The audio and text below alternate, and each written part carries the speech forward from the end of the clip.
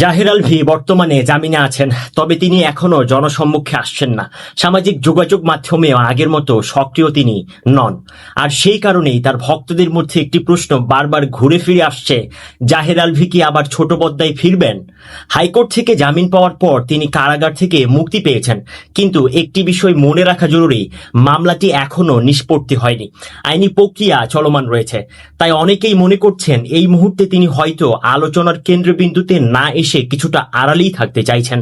আরেকটি বিষয় আলোচনার মধ্যে এসেছে, জাহের আলভী কারাগারে থাকাকালীন সময়ে তার ভাইয়ের বিয়ে সম্পন্ন হয়েছিল। পরিবারের একটি গুরুত্বপূর্ণ মুহূর্তে তিনি উপস্থিত থাকতে পারেননি। সেই ঘটনাও নাকি তার ব্যক্তিগত জীবনে বড় একটি প্রভাব ফেলেছেন বলে অনেকে মনে করছেন। তাহলে এখন কি করছেন? তিনি কি পরিবারের সঙ্গে সময় কাটাচ্ছেন? বিশেষ করে তার সন্তান রিজিককে কি এখন বেশি সময় দিচ্ছেন, নাকি তিনি ধীরে ধীরে আবার অভিনয়ে ফেরার প্রস্তুতি নিচ্ছেন? এই প্রশ্নগুলো কোনো নিশ্চিত উত্তর এখনো প্রকাশ্যে আসেনি, কারণ জাহের আলভী নিজে এখন পর্যন্ত আনুষ্ঠানিকভাবে কিছু জানাননি। তবে তার ভক্তদের একটি বড় অংশ চাইছেন সব জটিলতা কাটিয়ে তিনি যেন আবার অভিনয়ে ফিরে আসেন।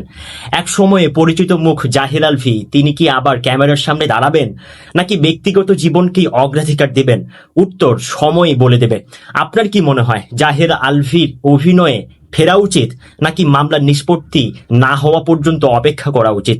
মন্তব্য জানিয়ে দেবেন কমেন্ট বক্সে।